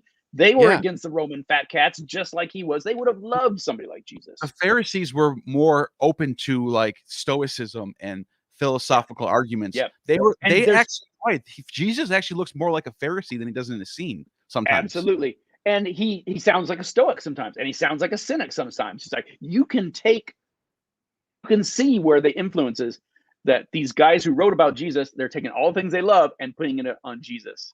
Just the exact same way that people took anything that sounded wise and smart and said, Solomon must have said that because he's the wisest man that ever was. So I'm sure he said this. Right. Like this story goes to Aesop, But then it's really strange. At the end of his life, all of a sudden he's like worshiping like satyrs and the moon and the stars and Astarte. You remember that part? It's from 2nd Chronicles, I think it is. Say more about this. So Solomon, you Googled out. You glitched out for a second. I didn't hear what you said. Solomon is such a great wise king, and then at the end of his life, before he dies, there's a passage about him being corrupted by the women. By those women. It's always the women's fault. Yeah, he starts worshiping the moon, the stars, those big sinful evil women turned his. And that's because the authors know that things went to shit, But somehow we had this golden age behind there, so he would have done something wrong to end it on a bad note, and they're always turning it back on the Jewish people as this is all your fault. God is very disappointed in you again and again and again. And it's funny, just from a story logic point of view. It's like Exodus makes no damn sense whatsoever. When you pin out, they're like, oh, well, they're really using this to criticize this thing that came later. They're really using this as a origin story for this thing that came later. Then Exodus makes sense. But as a story, like God miraculously frees them from Egypt, goes with them, and when Moses is gone for too long, it's like, oh, I guess a golden calf rescued us from Egypt, and it's like, it's redunculous. The logic doesn't add up. But you know what I thought about? Even the heroes that are women, like Esther and Judith, they're only heroes because they use their beauty to like win over some guy. Yeah. Like, yep. That's kind of like messed up. Like they're only good for that. That their only trait that they can do is like get a guy to like get drunk with them and cut their head off. Like that sounds so crazy. Yeah. Like it is. A dude wrote the story clearly. Yeah. Yeah, a dude wrote the story. Exactly, dude. It's so obvious. Chris, thank you for the super chat. Regarding Q, Dennis McDonald says Mimesis is present in Q. WTF. Now we can add stuff to imaginary documents to make it fit a hypothesis. Yeah. Thank you, Chris. Raphael Laddister, who wrote his 2 books, and I'm blanking on the titles. There Was No Jesus, There Is No God, and another one. He does a critique of Bart Ehrman's reliance on his on hypothetical documents, and it's like, dude, you don't even know if these documents exist, let alone that they're saying what you /think, hope, want them to say. You can't rely on these hypothetical documents that may not have even existed. I will say this though, John Kloppenborg, who wrote Christ Associations, has done he's not a Christian, neither is David McDonald. He's done so much digging into all the archaeology, the Christian catacombs, the early worship places, the places where they converted Mithraism temples into Christian. He's the one who's in all this stuff. He puts it all into one place in this book. He's a brilliant scholar, and he was part of one of the people who put together this Q thing. So gotcha. For me, I wouldn't like try to like ridicule it because these guys know way more than me. But I can also see what Chris is saying here, because it is a hypothetical document. So and I think there's Burton Mack. You can talk about the other scholars who have done the same thing. But again, there's other scholars who are just as respect, who are arguing like the Farrar hypothesis and I'm blanking on the name of the most recent one. I apologize for that. But they're saying all this is stealing from both Matthew and Mark and making whatever changes they want to make on their own. And you don't need anything more than that. And it's like, I agree. I can see where the pushback is. I can definitely for sure. Rob Atheist Scriptures IG, thank you for the $10 super chat. The variety of early Christianity seems fairly damning to historicity. Is it realistic to get as much variety as the Marcionites, Ebionites, Valentinians based on historicity? Yeah. And what's more is Paul would agree with you. He complains about all the different factions of Christianity. Like, I'm of Paul, I'm of Apollos, I'm of Christ, as if Christ was just one more factional totem leader. Right. And he complains about rival preachers preaching other Jesuses, other gospels, it's just, the further we go back, the more we see that it's a wiggy, unorganized mess of things. Great and point. It's a good point, because at the very least, it shows you that early Christianity, for it to be this diverse this early on, right? They didn't have it couldn't just come from one specific place. There had to have been like a movement somehow. Like, here's a series of movements. Christianities. Right. Absolutely. Absolutely. I think that's undoubtable. I don't think you can even deny that. Like, there's no, like, if you had, like, for example, like, you look at like Plato. Plato starts as a school, and you can look at all the people who Plato taught and their schools of thought. And they differ. The Stoics, you got all these different groups, but you can see how the Platonism is. You could see Plato through them. You know what I mean? Right. Like, it's not like one group does this and another group does the exact opposite. You know what I mean? Yes. Whereas in Christianity, you've got in early Christianity, you've got the Pauline Christians versus the Petrine Christians, the Peter and then Paul. You've got whole gospels opposing each other. You brought something else that made me think of something else, and now I cannot remember it. But something about the variety of early Christianity. Let's keep going. It'll probably come back to me. All right, but you can see you. Oh, no, I know what it was now. Yeah, just John the Baptist and Jesus alone. When you read the Gospels, the followers of John the Baptist and the followers of Jesus are always getting into, or actually Jesus is getting into the followers of John the Baptist. But you can tell that these were rival religions in the beginning. And if you didn't know that, when you look at the Gospel of Luke, his opening, the first 2 chapters are clearly taken from a Gospel of John the Baptist, because he has a longer story of John the Baptist than he does about Jesus. And the elements in the John the Baptist story that involve Jesus are inserted in. And when you take them out, the story makes more sense than it does. And I talk about that in Jesus Mything in Action as well. Very good. Yeah. Grays 174. Thank you for the super chat. From prior probability, do you think Second Temple Jews are more likely to come up with a human or a mythical than historicized guy to be their Messiah? Oh, we're getting Bayesian here. I don't know if I have the expertise to tell you what Second Temple Jews were thinking or not thinking, but what I can say is that we were talking about how diverse Christianity was. In the first century, Judaism was equally as diverse. And no matter if you had ones espousing a political Messiah, which we did, or ones realizing that all the political messiahs had gotten defeated, so it must have been a spiritual Messiah, which we did. However you want to play it, there was a Jewish group that could have said, however the first century turned out, we predicted this all along. It matches our what we thought the Messiah was going to be. Yeah. And the first century is lousy with failed messiahs, wannabe messiahs. Yeah. I think looking at the book of Zechariah, which probably was produced in the Second Temple period, obviously, where you had this idea of 2 anointed. One of them is a governor through the government of like the Davidic family line, the kings. Yep. The other one's a priest coming from the Sadducees lines, sons of Zadok. They're always trying to get they don't want to leave anything out. They always want to mix it. Yeah. I wonder how that's funny how that, because when you look at Jesus, he looks like he has both of those traits. He's from David, but he's also the suffering. Yes. Jesus. There was also the Messiah of David and the Messiah of Joseph. And lo and behold, he's both of those things by courtesy of giving him a name, his dad that name. David's the triumphant one. Joseph suffered, went to the dungeon, and then rose back. So it's like, you can see where they brought power all these ideas from. So that answers the question right. Absolutely. There never was one true Judaism that had the scoop on it. So it's like, whatever you imagine, they imagined. There was probably Jews who were imagining that too. Absolutely. Yeah, great question. Yeah, absolutely. Let's see if I skip one or not. There's so many comments. Holy crap. You guys are great. That's awesome. Oh, I'm so glad. Yeah.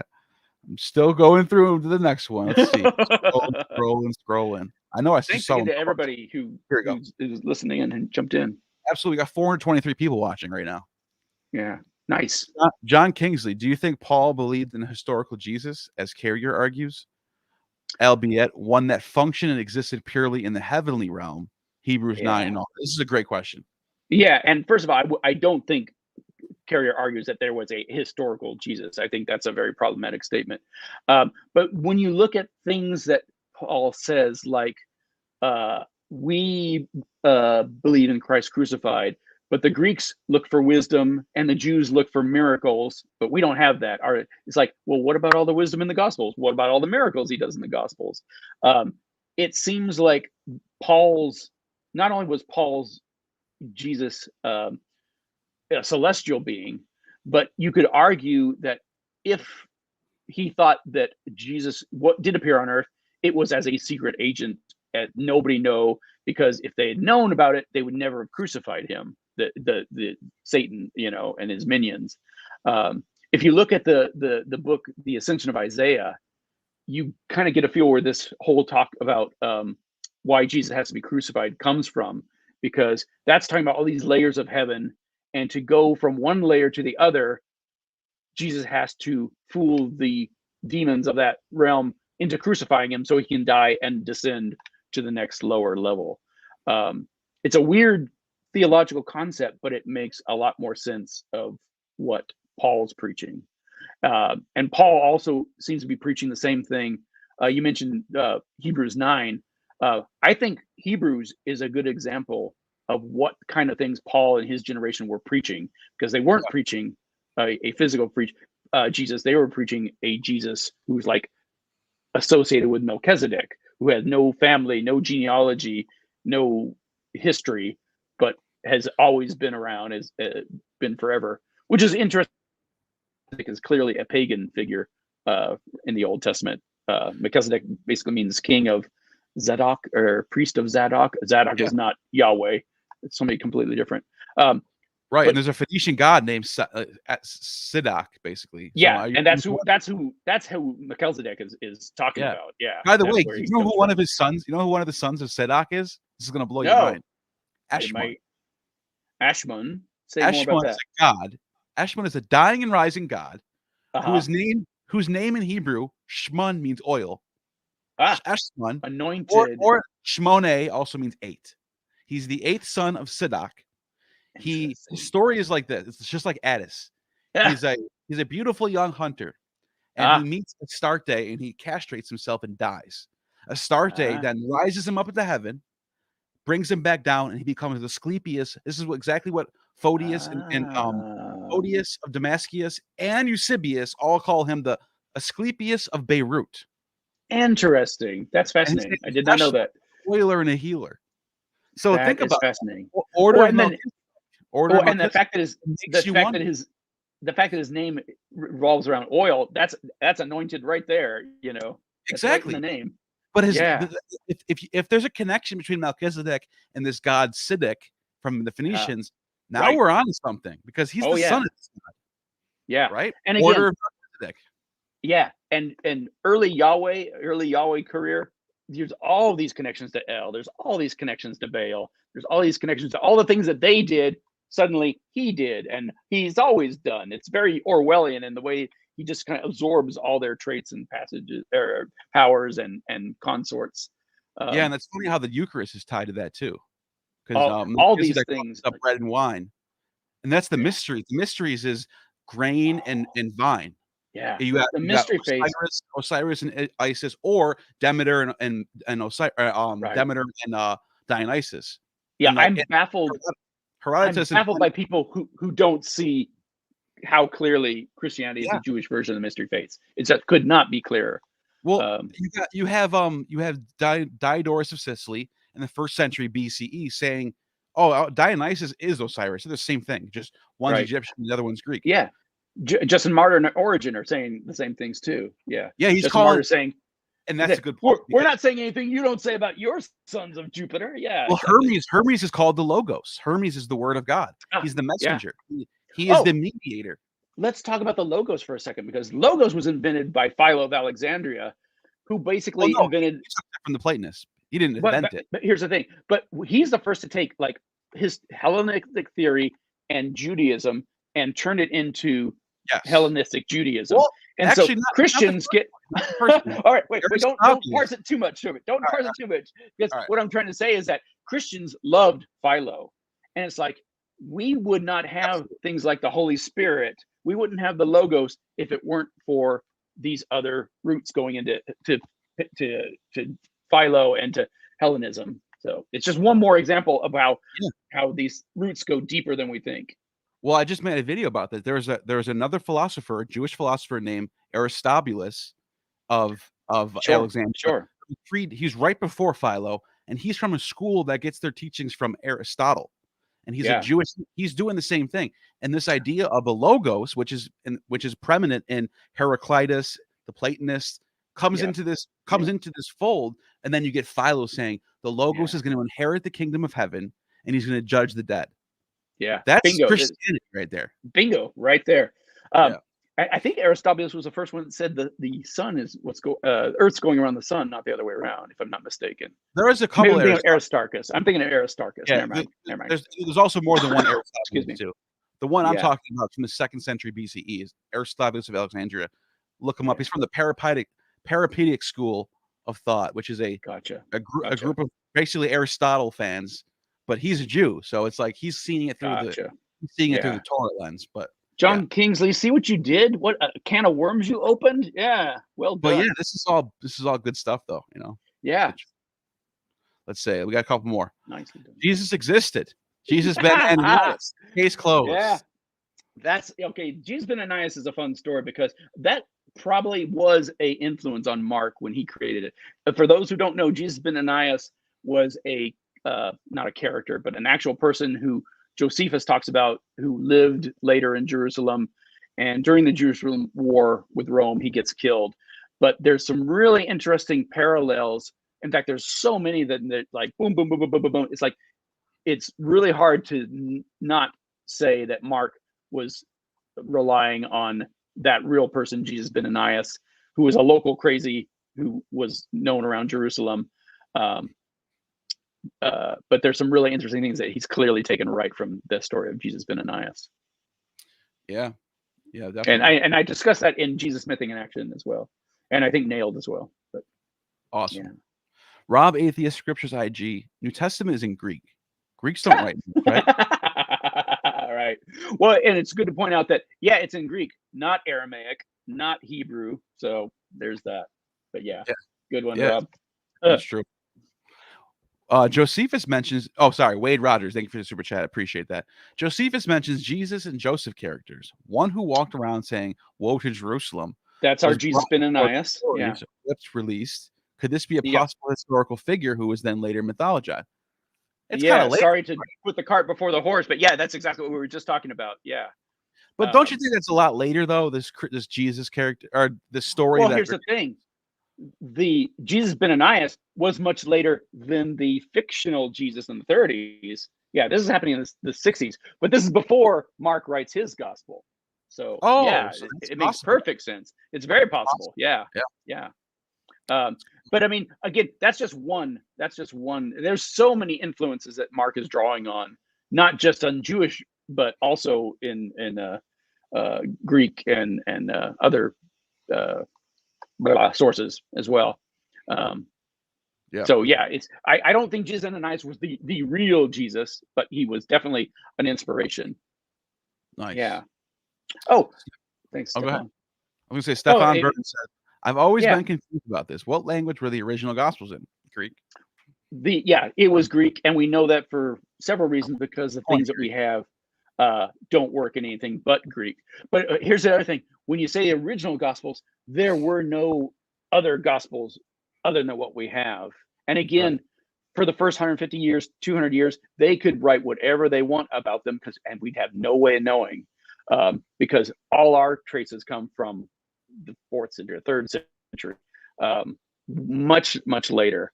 And in fact, our oldest New Testament fragment, when I wrote Nailed, we thought it was P52, this little chunk about the size of a credit card. Turns out that chunk was not written between 175 and 125. That was what apologists jumped on, but the actual paprologists say, no, that's late 2nd, maybe 3rd century, 100 years after that, which means our oldest New Testament fragment, or if you will, our oldest gospel fragment, comes from a gospel that's not in our Bibles. It's one of those other early Christian writings, of which there were dozens and dozens that didn't make the cut. The Egerton Gospel. It's a thing with Jesus at the Jordan River doing some miracle that we know nothing about because we don't have anything else for it. Then we have some Coptic ones that are a little bit later, but sure, yeah. It's like 2nd century stuff. Yep. And that's the thing that apologists love to say is oh, we have 24,000 Greek copies of this, and we have so many copies in all these other languages. Like, yeah, you have copies of copies. When you talk about root manuscripts and original manuscripts, here's the thing. Case for Christ is all over this. Yes. Case for Christ. They thought they hit the home run at the end of the movie or the book, whatever it is. He goes to that one scholar who's holding a book of Homer that he found in the sands of Greece. And he's like, we only have a certain amount of copies of this. But the New Testament, we have 1,000 copies of these. Okay, the church is the one who preserved these texts, dude. What does that say about and these are medieval copies? These are medieval. It's like, that just means how many box machines you have. You know, that's what's not. And it's like he's almost it's almost like he's trying to say, oh, because all these copies agree with each other, therefore the original one must have been true. Where's that logic? Like they agree with each other. They don't even agree with each other. Right. Literally, we do not have a single Christian manuscript that agrees with any other Christian manuscript. And granted, most of that is from spelling errors and grammar mistakes, but that's not even special. We're not even counting those, of which there, like I said, no two manuscripts are alike. But it's the deliberate changes. And Bart Ehrman has done such an amazing job on this in his book, The Orthodox Corruption of Scripture, talking about how these factions felt perfectly free to, make this correction. Oh, no, Jesus didn't say that. He said the exact opposite of that. We have no way we can track the down. And we have no way knowing. That's the point I was trying to get to a little earlier, is that if by some chance Paul or one of the gospel writers, their original manuscript was preserved and we just found it right now, we would have no idea we were looking at the original manuscript. We would just say, oh, here's a weird variant of Paul's letter, or here's a weird variant of this gospel. We'd have no way of knowing that's the original one. And just like now, even devout Bible-believing Christian scholars have passages in our gospels, and we don't know what the original reading really was, and they don't know either. And there's passionate Bible-believing scholars who disagree with each other. No, it says this. No, it really says that. And that's not even getting to all the endings that were tapped onto, like the Gospel of Mark or Luke, of which we have multiple ones of that. Yeah, that's definitely true. Of those, rather. Yeah, there's just no way of knowing what was put down on the first copy, because those. Yeah, there's just no way of knowing. I mean, it physically does not exist anymore. Tons of mice. What a great handle. Yeah, thank you for the super chat. Let's see. We got a couple more. We're getting there. Say 10 with the 666. That's a great name. But I think the superior gives around 30% chance of being historic. Let me parse that out a little bit, because Richard Carrer gives a 1 in 3 chance if he promotes ridiculously generous odds to everything that the apologist side says, the historicist side says. He steel mans that. That at best it's 1 in 3. If everything that they say is real. It is not. He doesn't think it is. He thinks the odds are not there at all. He doesn't think there was a real Jesus. But he says, from a strictly Bayesian analysis, it's like 1 in tens of thousands. I'll have to pull out my copy on the history of Jesus to see where he actually falls on that number. But it's ridiculously low. And here's the thing. There's nothing implausible about there being a historical Jesus. There's nothing unrealistic about him being just another failed apocalyptic prophet, like Bart Ehrman says. But Bart Ehrman points out also that all these reconstructed Jesuses, including his own, doesn't make sense of one fact, that why would the Romans crucify Jesus? Makes no sense. And to be fair, the Gospels also make no sense of why the Romans would crucify Jesus. If Jesus really did blaspheme, well, they wouldn't have killed him on the eve of Passover, because they had all these things they have to do. And anybody who knew anything about how Judaism plays out realizes that there's multiple things wrong with that whole passion story from start to finish. Oh yeah. But they would have just stoned him to death. Bing, bo. That would have been done. It's possible that could happen, though. Well, it's not, because there's so many problems with for starters, nothing Jesus did was blasphemy. It wasn't blasphemous to call yourself the Messiah. First century was full of messiahs. That's not blasphemy. You couldn't have the high priest being prosecuting attorney at Jesus's trial, because Jewish trials don't have a prosecuting attorney. You couldn't have Pilate releasing Barabbas to the crowd. That's based on Leviticus. None of that happened. I get that. That's exactly right. That's exactly right. All these things make perfect sense allegorically. Yeah. Historically, they make no sense whatsoever. For anyone who doesn't know what I'm talking about, Leviticus has a passage where you take one goat who's unblemished and take another goat who's the scapegoat. The scapegoat. Yep. Let the scapegoat free, and you slaughter the unblemished goat, and he's the sin offering. That's exactly what happened text. Exactly. And there's more parallels than that even. And I talk about this in both books as well. But yeah, Jewish scholars have been pointing that out forever, that this is line by line an allegory for Yom Kippur.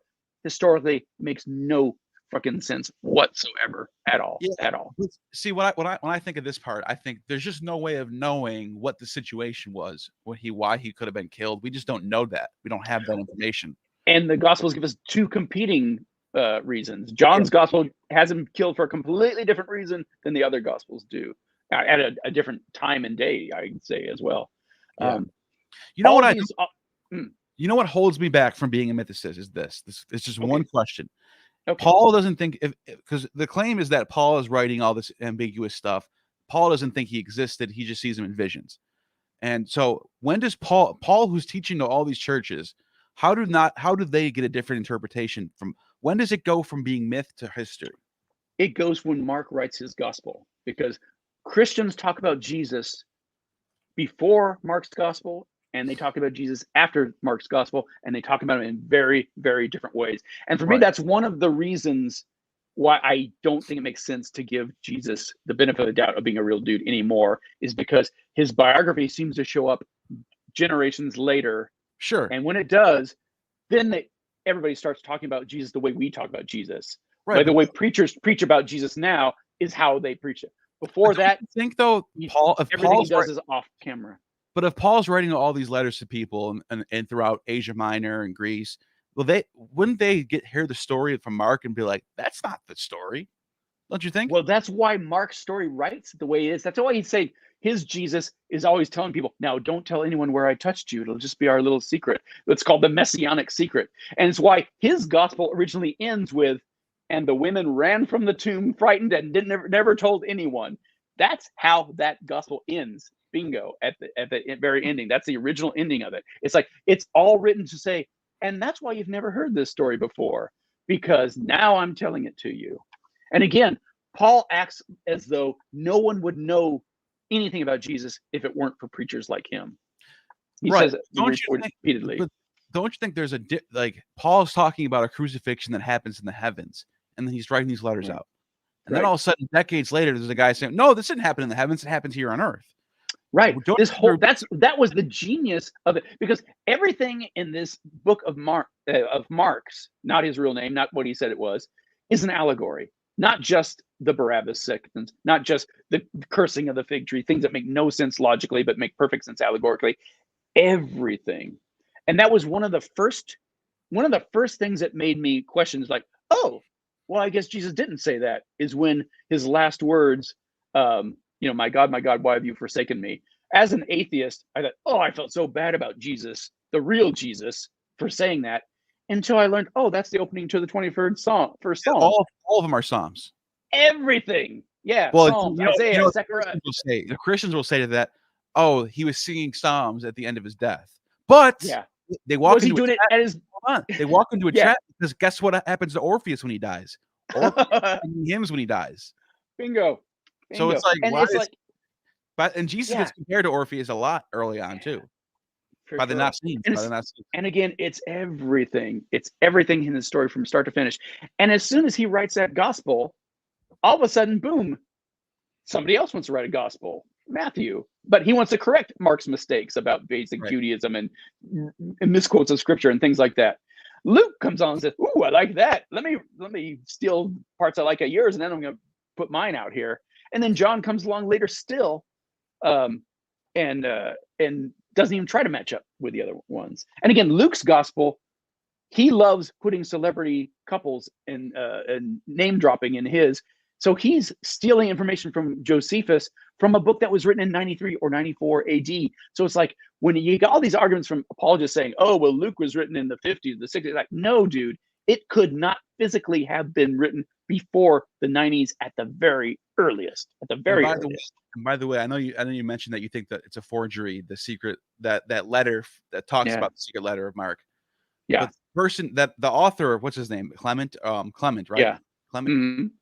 He says in that text that not only was the secret book of Mark secret and no one knows about it, but he even says the original Mark, inspired by God, has some things that help people get faith. Like he's basically saying like truths that are mixed with untruths so that people will have faith. Sure. And Origin says, Origin and Eusebius say the same thing too. But here's the thing. Yeah.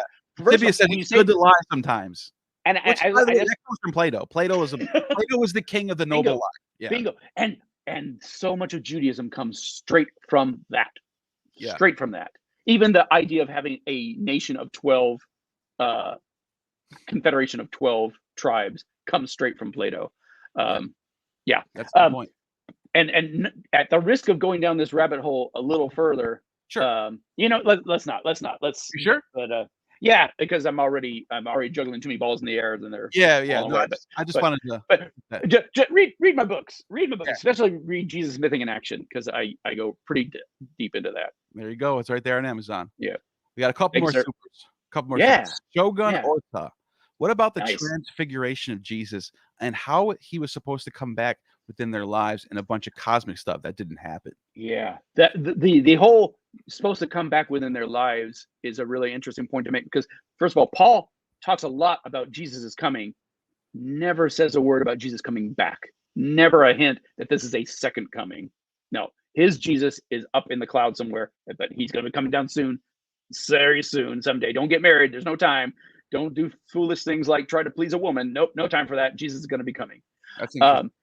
And when you read the Gospels, the first Gospel, and then Matthew's Gospel, and then Luke's Gospel, and then John's Gospel, when you track the language in them, Matthew is starting to apologize, saying, "Oh, well, no, he's not going to be coming right back. He'll come back soon." But when he's saying that Mark has him saying that he'll come back. Some of you will see God coming back in, the Lord coming back in glory. I'm starting to lose it, but that's a good point. Though. But you see the backpedaling in the later Gospels of where and then in the New Testament there's a verse about but critics are pointing out but those guys have all died and still nothing's changed. And it's like it's just perfect. You can see the atheists in that time pointing out the flaws in their logic and their reaction to it. Skeptics coming out the woodwork. Yeah. It's awesome. Great question. Stefan Burns. Do you think the writers of the Gospels are Roman? Clearly they're Christian, but do they most also be wealthy because of their education, right? Right. Not the first one. Yes, the second one. Whoever wrote the Gospels obviously had a really strong Greek education. Sure. Even though, for instance, Mark's Gospel, the Greek of it is corny and very folksy. It's like he's deliberately matlocking it. Like, "Oh, shucks, folks. Well, let me tell you about the story of Jesus." And he's using this quaint, folksy, coiny Greek, but he's doing it in a very sophisticated way, especially with all the sources that he's bringing into him. But I don't think they're Roman. Luke was probably from Rome because he seems to know a lot more about things like the Three Taverns and sites in Rome than he does about when he's repeating Mark's mistakes about geography of Palestine. If you place the Gospels in Alexandria, they have knowledge of all the empire anyway, so they don't have to be somewhere to know about the Three Taverns. And honestly, that was the library of the libraries. Exactly. That wouldn't surprise me at all. Surprise me at all. I'm convinced the Old Testament came out of Alexandria in the 3rd century. It would not surprise me at all. If anything, though, it seems to be scattered all over the place. We've got all these weird little house cults, not just in the Galilee, not just in Jerusalem, but all over the Roman Empire. And that's a weird thing, too, that they can't agree on the first thing about Jesus, and yet they all exist. Yeah. Chris, thank you for the super chat. Thanks for the great show. Title of the new book. Thank you. That's okay. So the working title right now is Special Report. It's going to be about two things: the evolution and the evolutionary stages that all world religions go through. And the second part, well, there's going to be 3 parts now, but the second half of it is going to be about how, and by the way, all the founder figures of these religions, here's why it looks like they are all bullshit and made up. # just saying. So I need to come up with a snappy title like along the lines of Nailed or Jesus Mything in Action that says something about the evolution of God and monotheism and how all your founder figures are fake. And I may try to just keep it very very sparse Dave, and not try to do anything clever. But if anybody has any ideas for any clever titles, let me know, because I'm always happy to. Speaking of evolution of religion, you got to check out the video I just dropped 2 days ago. I'll send it to you when this is done. You're gonna love it. But like, I show how these ideas are all over the place. Yeah, absolutely. Like, this is like normal. There's nothing unique about Christianity at all. It's just it fits in. It fits in exactly where it fits. And the funny thing is, you can say that about every single religion, even the precursors of Christianity, even the precursors of Judaism. You see the same processes at work. There's no magical religion that pops up out of thin air ever. But you'll love how I break down, and I owe a lot to Robert Wright, who wrote The Evolution of God, and especially when he's talking about the earliest stages of religion, we are so on the same page. And I don't start really disagreeing with him until he starts talking about the historicity issues that I've already, he just follows the main the old school on that for all of them, even Islam and whatnot.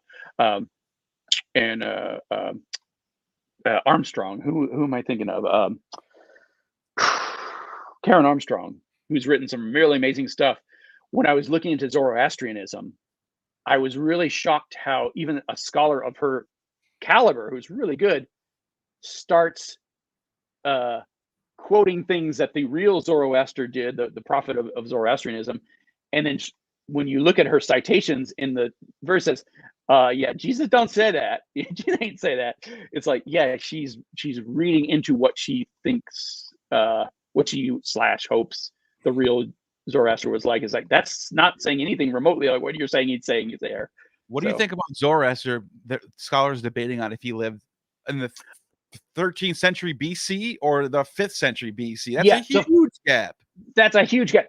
And those are the kind of issues that make me question a lot, like Buddha, like Zoroaster, like Moses. It's like, when you can't even pin down a rough century, that's kind of, that's a little tough to say that what he was thinking on this given day when he said this, but really meant this. It's like, There's people who say that Pythagoras was taught by Zoroaster.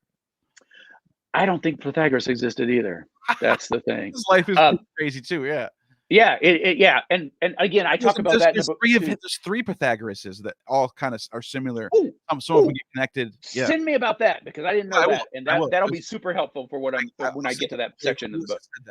Oh, it's actually one of his. It's actually Iamblichus. Iamblichus. Yeah. People think he lived here. People think he lived there. Someone thinks he lived here. I'll send it to you. Yeah. But anyway, Chris, thank you so much. I will come up with a title as soon as I can, and I will be letting everybody know, because I'm super excited about this book. I think it may be one of the best things, the best things to say that I've ever had to say. Most important thing I've had to say. Yeah. Awesome. Stefan Burns says, did the gospel writers purposely and knowingly write an allegory, or were they trying to get over on people that this was actually history? Stefan, you give such good questions, and this is no exception. That's a great question. The short answer is yes, I think they were purposely writing an allegory.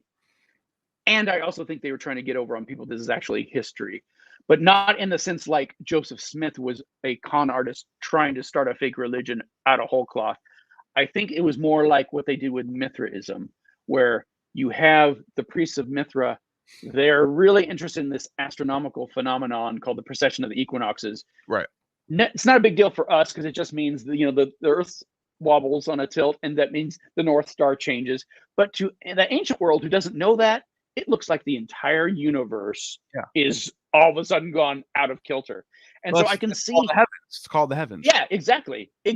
The whole universe suddenly is like over there. I can see how that would be a big deal to them. So you see in Mithric temples, you see the iconography of Mithras killing the bull, and you see Scorpio over here, and the other symbols that are clearly astrological symbols talking about this event.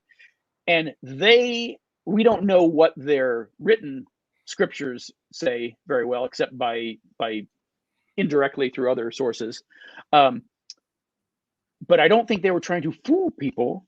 They were trying to encode spiritual higher meanings about this thing over here, which we would call astronomy.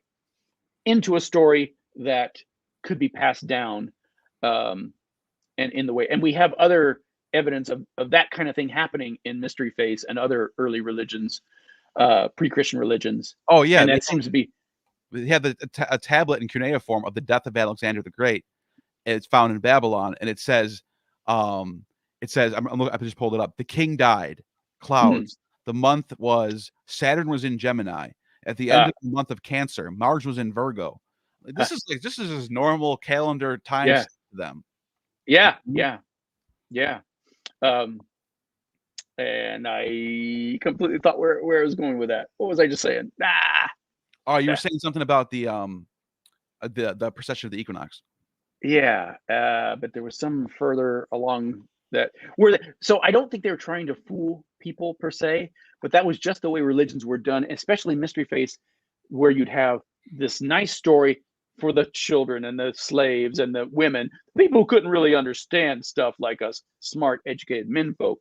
But Mark, when he wrote his gospel, and this is what I was trying to remember earlier, it's clear that he is doing the same thing. He's telling a story that's an allegory for stuff we find in the Bible, in the Hebrew Bible, the Hebrew scriptures, the Jewish scriptures. And he's telling it in a what if God was one of us sort of way. Right. And he's doing it in reaction to the war with Rome to explain why nobody saved Jerusalem. It's like, well, God did save Jerusalem. He's saving the whole world. Don't let the fact that the temple's destroyed fool you. Things are going to be okay because the kingdom of heaven is coming. And I think that's what happens with these mythologers, whatever you want to call them, astrologers, mythologists. They're looking at okay, Saturn's in Virgo right now. That means so when it's auspicious for this or that. They're going to reflect that in the myth. Yeah. So therefore, that Jesus he met a virgin that day or something. I don't know. Right. And everybody knows the sun eclipses when a king dies. So of course the sun eclipses when Jesus dies. That kind of thing. That's how these things happen. That's how these myths are created. It's like, this must have happened because we know the scripture said this. That means Jesus must have done that. Paul is constantly doing that, saying everything he knows about Jesus is because he read it in the scriptures. And one of the more popular religions in the first century, which is Hermeticism, has a text called the Hermetica, in which it describes how everything that happens above also happens below, as above, below. Yeah. Which is a big Book of Hebrews time period. Book of the Hebrews, same thing. And if people ask me if I believe there was that Paul thought there was a historical Jesus, if he did, and I don't think he did, but that's the kind of thing he's talking about. It happened in heaven, so it has to happen on earth, and therefore there was some secret agent Jesus that came and died for our sins, and the devil never saw it coming because he never told anybody. Joel Pearson says creationists can't tell Pokemon upgrading an organism. Once again, Joel has shown us the true way. It is true. Yeah. That's it for Super Chats. This was great. Wow. Almost 2 hours. Everybody. There's still 430 people watching. Holy cow. Pretty good. Wow. Well, since they're all watching, I might as well show them. Amazon.com, guys. Yeah. David Fitzgerald, Nailed, the Mormons, Jesus Mything in Action. It's all there. What's this one? And the next book, I can't wait. Oh, yeah. I'm in that too. I'm also in Robert Price's and John Loftus's anthology on mythicism. Oh, yeah, and my sci-fi trilogy too. If there's sci-fi fans, Time Shards. Ooh. Yeah. It's super fun. I am very, very proud of it. I wrote it with my wife, Dana Fredsty, who does a lot of urban fantasy. And you may have read her Lilith series or her Ashley Parker Zombocalypse series. But it's super fun. Is it futuristic? No, what it is it's sort of a mashup. It's a sort of a time travel / post-apocalyptic mashup, because the conceit of the book is that this thing called the event shatters the timeline, and all of a sudden all the characters in the book, and there's characters from there's this girl from 21st century San Diego. There's World War II figures. There's a first century Celt. There's all these characters from all these different times and places who meet up, and they're in a world where over here it could be 1776. Over there it's 5 million BC. Over here there's giant robots. Over here there's dinosaurs. You don't know what you're going to bump into next, because the world has become this big crazy jigsaw where all these pieces from all these different times have landed. Now we're living in this crazy mixed up post-apocalyptic collage of a world, and they have to not only have to figure out what this crazy event was that happened, but they realize soon that they have to save the world. Because the person, your servant, be born again from the sea as you were. Have you ever thought of writing a book about like blessing with stone, blessing with someone's steel. Talking to us. No, I know it was when I switched over the link, it started playing music. Sorry, what were you saying? I was saying, have you ever thought of writing a fantasy novel of like ancient, because you know about all this biblical stuff. Have you ever tried doing a setting like that with like magic and wizards and like, you know what I mean, like something like that? It's funny you mentioned that, because Dana and I's next trilogy we're going to work on as soon as I finish this book, and maybe the book after that, is going to be a fantasy series, vaguely set on tarot, in the same way that like Battlestar Galactica was set on the Book of Mormon. You know, that kind of level of connection. Yeah. And we're super jazzed about this. I should, as long as we're on this, I should tell you, Weird Tales magazine, the H.P. Lovecraft house in the 30s, 40s, has been rebooted, and there's lots of sword and sorcery stuff going on in that. And I'm so pleased and proud and humbled that Dana and I have a story in the new Weird Tales alongside Neil Gaiman, Michael Moorcock, all these other heroes of mine. If you told 8th grade Dave that I'd be on a magazine byline with Neil Gaiman is a legend. I got his Norse mythology. Right. Yeah. I'm just so jazzed about it. Yeah, that's great. It's amazing. Yeah. But yeah, Time Shards, if you're a sci-fi fan, it's super fun. And I did just as much historical research for that as I did for any of my nonfiction books. It's a fun read. It's a very fun adventure. A lot of cool stuff happening. I'll definitely check that out. And it's especially guys like you who can appreciate, like when they go to ancient Alexandria, or when they run into ancient Egyptians, or the Celt is talking about how he thinks the world runs and things like that. You'll get a kick out of it. Yeah, I'll definitely buy it. I'll appreciate it more than most. You just sold me. You sold me. I'm getting all right. All right. Awesome. And I'm always happy to direct sell to people as long as I have copies of my books and you want an autographed copy. I can usually the price is better than even what you get from Amazon. So shoot me a Gmail at everybodylovesdave@gmail.com, or find me on Facebook, or find me at davefitzgerald.org. And I'd be really happy to make that happen. Awesome. I can't wait for that. Yeah. Hatred men. Before we go, I got anyone who resides in the cloud and sends doing it again. Winds, the music is playing again? And the thunder and it's lightning down upon men. The drown guy. Make it stop. There we go. Better. Yeah. Oh, that's weird. I couldn't hear it on my end. That's weird. Oh, I should tell you when it popped up. I wonder if there's a video. There's a video playing on the other. Now is it gone? Now is it gone? Yep. Okay, good. For some reason, it didn't mute when I tried to mute it. All right, anyways, I got a channel, guys. Go check it out. To consider watching, subscribing. I just did a video on Christianity is not unique. Nice. And you know what? I'm just going to play the first 30 seconds real quick, just for an ad, if you don't mind. Let's do it. Let's do it. Cashapp. Can blow it up? Yeah, I'm just going to do that real quick. On whose behalf you produce. Boom. I'm about to lose my mind. This is a last chance alert. August 31st, Publishers Clearinghouse will be What the hell's going on right now? Oh, YouTube, you're screwing us. None of the above. There we go. The story we are told as young Catholics or Baptist American children is that Christianity is a unique religion that came out of nowhere in the 1st century, based on the parables and teachings of a man named Jesus of Nazareth, against all odds, under extreme persecution by the Roman Empire, but still prevailed and became the state religion of all the West. Sounds like a miracle, but is this really the case? My answer is no. Before I explain why, let's break down this claim to 3 major key parts. Number 1, Christianity is unique. Number 2, Christianity comes from Jesus' parables. And number 3, against all odds, under extreme persecution, Christianity prevailed against an empire.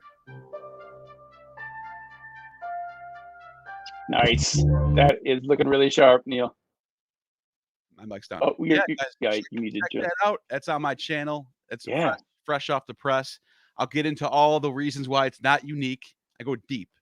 Get into all the reasons why the doctrine might not come from one source, Jesus. Love it. Even though we can't get to him, but I'll show how his ideas are already floating out there. And then I also show how it didn't really, against all odds, against extreme persecution. Right. There's a process that happens. There's a reason why. For sure. And it was not inevitable by any means at all. Yeah. Yep. So check That's awesome. Out. Yeah. There was a last minute super chat. I don't know if you have to go, but there was a last minute super No. Let's take it out. And let's not forget to give another shout out to Derek Lambert for having us here in the first place. Yeah. Absolutely. Consider MythVision Patreon. It's in the links in the description. And Derek does so much work; he deserves it. So and just one last shameless plug. I started a Patreon for myself as well. I would love to have you guys all on it, and everything that's on there helps me write this stuff. Absolutely. There you go. Stefan Burns, how influential was Plato's World of Forms on future religions? Well, okay, I'm not a Plato expert by any stretch of the imagination. I imagine, just from what I know tangentially on everything else, that it was probably Plato was a huge influence. I'll bet Neal can answer this better than I can. Well, I'm also not an expert. We'll say that too. But Philo. Philo calls Plato the Moses of the Greeks. Says he's most holy Plato, calls him a holy man. And he is taking this idea of forms, being this eternal creator father and having a logos who's going to inherit the king of heaven. This is sort of a forms thing. This is sort of it's a concept. You know what I mean? Yeah. And so Philo's theology ends up becoming Christian theology, period. Yeah. So that's my answer to that. Yeah. But I think Homer was a huge influence on Christianity too. Sure. Yeah. Homer's influenced everybody. Or the Homers, I should say, because there's probably more than one of them. Yeah. I don't know if Homer actually existed. I think he's kind of just Yeah. This is the thing. Yeah. This is the thing, guys. It's the thing. Yeah. Yeah. Not saying that might have been a guy named Homer who they like, oh, that's a great, he wrote this, so let's just base all on him. That's a possibility. But clearly the same guy who wrote the first part and the last part were not the same guys, because in one part they're using bronze swords and all of a sudden they're using iron swords. Yeah, and we also found a Hittite version of the Iliad. It's totally different, but it's the same story. Yeah, check that out. Someone did there's a scholar who did a video on that on YouTube. It's out there. I forgot the name of the person, but it's very fascinating stuff. Yeah, very fascinating stuff. Yeah, I gotta hit you up more, because this is all gold to me. Yeah, hell yeah, and directly relevant to the stuff I'm doing. Yeah, and then we just got two more that just popped up. I guess they're gonna hold us here forever. So no problem. I don't care either. I'm good. Was Gnostic Jesus same as biblical Jesus? That's a tough question to answer, because they're both bullshit Jesuses. No, not real. But the thing about Gnosticism is Gnosticism probably existed before Christianity, during Christianity, and after Christianity. And there's a lot we don't know about it, and everything we know about it just asks more questions than it answers. And like, for instance, John's gospel was probably written by a Gnostic. And now it reads as one of the most anti-Gnostic, because all our gospels have been edited, re-edited. All Paul's letters have been, even his genuine letters, which are only half of them, have clearly been mashups of earlier letters, different letters, and have been re-edited and reacted. Do you know what I think? I say to this? There is no Gnostic. They're just Christians. There's all of them, all the Jesuses, all the Gnostic Jesuses, all the biblical Jesuses. They're all Christian. All equally real. They're later called Gnostics because we have the Nicene Creed to look past, and that's like our starting point. But the Nicene Creed way later. And they all try to make heretics look like they're Johnny-come-latelys that came after the fact. And that's the thing. They were all super popular people. The Nicene preacher, the Valentinians, everyone loved them during their time. Nobody thought they were heretics. The Gospel of Peter was hugely popular in the 2nd century, much more popular than the Gospel of Mark. We're lucky we have the Gospel of Mark, because Matthew and Luke weren't setting out to write the Gospel according to me, the Gospel for me. They were all setting out to write the one true Gospel, and all the rest are bullshit Gospel. Yep, exactly. Yeah. Great point. Super sticker. Bill Castle with the super sticker, still throwing money at Derek, and Derek's gonna love it. So you guys are awesome for that. There you go. Derek, I mean, he's moving. It's a tough time. It is tough. You can use all the help he can get, you know? Yeah. Yeah. Dalai Lama. Neal, appreciate you backing up Derek during his drive. This has been a great dialogue. Hail Eric. Hail Eric. Fnord. And I think that does it. Yeah. Beautiful. Thanks, everybody. Wow. What great questions. Yeah. Great conversation. I always love talking to you. So I got to get you back on my channel pretty soon. So. Absolutely. And as soon as I'm done with this book, I'm going to want to talk to everybody. So yeah, definitely hit me up, because I'm super excited about it. And when I'm wrestling with imposter syndrome and thinking I'm never going to finish this book, talking to people like you really helps get me. Yeah. Oh yeah. That's good. Keep going. Hammer this out. Yeah, I'm definitely gonna buy a copy of that sci-fi book. That's pretty cool. I'll definitely check it out. It's a trilogy, but I think you'll dig it. I think especially listeners to this show will appreciate some of the things that are going on in the book, big time. All right. Well, Derek always says we are MythVision.